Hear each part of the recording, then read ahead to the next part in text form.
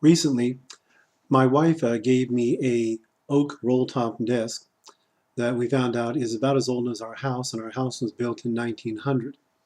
When I was putting my stuff in my new desk, I came across my 1921 Morgan silver dollar. I used to use this coin when I was teaching college history to determine which essay question in my exams my students would have to write on. When I was looking at the coin, three things caught my eye: Lady Liberty, E pluribus unum, and In God We Trust. So you're probably thinking, so what? Okay, well, fair enough. These represent fundamental ideals of the United States. Other nations have been generally defined by ethnicity or by race or by religion. One of the truly unique aspects of the United States is that we were established on values, as are indicated on the coin.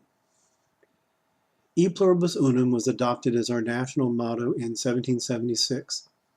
It is now on the Great Seal of the United States. It is Latin for out of many, one, and initially refers to the union formed by the original 13 colonies.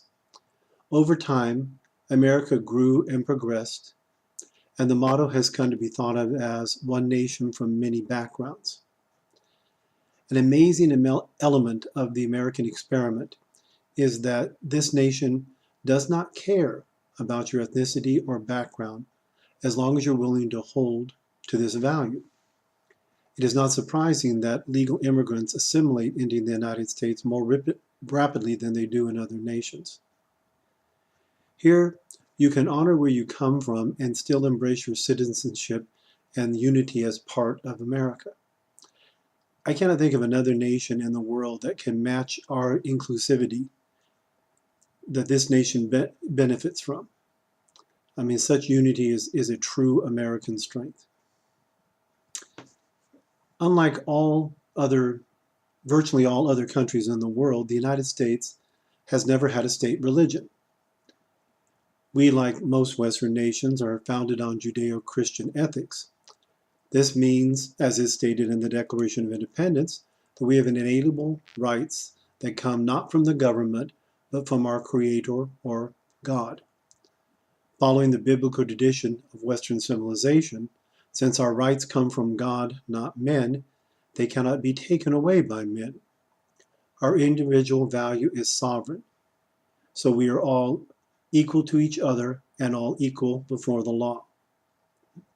The most important job of the government is to respect our rights of life and liberty and let us get about pursuing our happiness. In other, the government should just get the hell out of the way and let us pursue our happiness and don't trot on our life and liberty. When I look at the coin again, I of course see the profile of bust of Lady Liberty. Many people associate Liberty with the copper statue in New York Harbor, which of course was a gift from the people of France.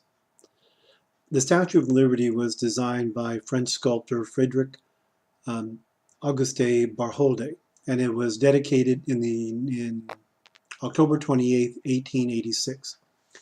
Lady Liberty, however, comes from the Roman goddess of liberty, which is Libertas, which was adopted as the national symbol of France.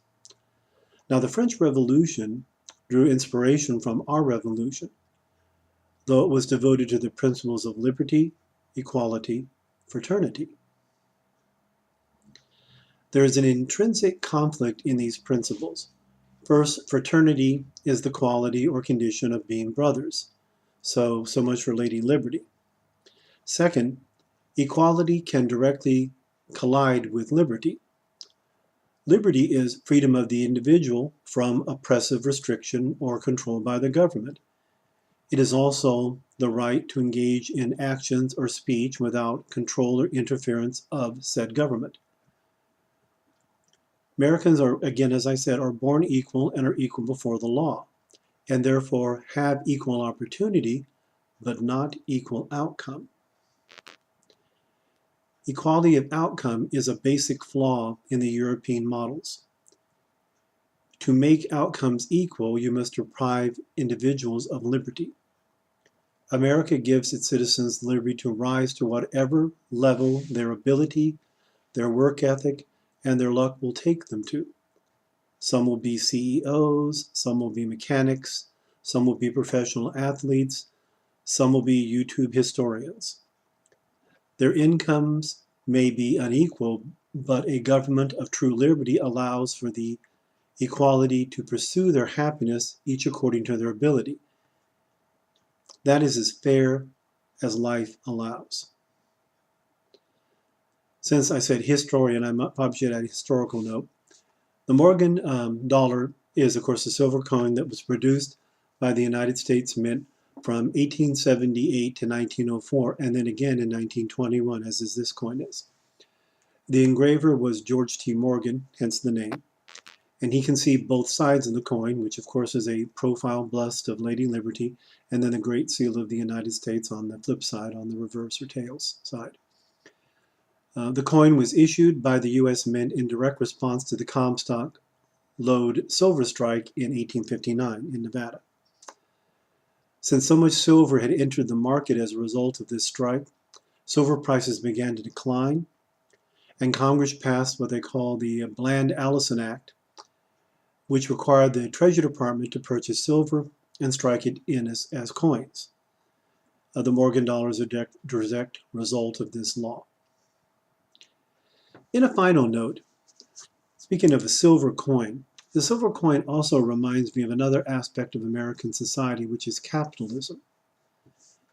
Capitalism, of course, by definition, is the economic system of private or corporate ownership of goods by investments that are determined by private decision, and prices and production and distribution of goods that are determined by competition in a free market.